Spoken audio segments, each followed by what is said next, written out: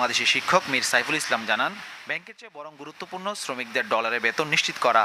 এজন্য আনুষ্ঠানিকভাবে চুক্তি করতে হবে দুই দেশের মধ্যে। তার বেতন ফিক্স করেছে $100।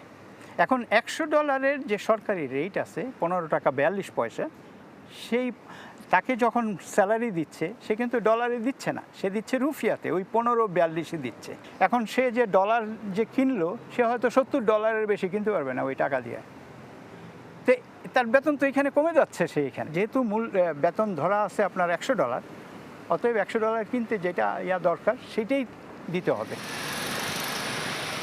যাদের কষ্টের টাকায় দেশের অর্থনীতি শক্ত অবস্থানে দাঁড়িয়েছে, সেই রেমিটেন্স যোদ্ধাদের সমস্যার সমাধানে রাষ্ট্রের সর্বোচ্চ পর্যায়ে হস্তক্ষেপ দাবি করেছে মালদ্বীপে কর্মরত প্রবাসীরা।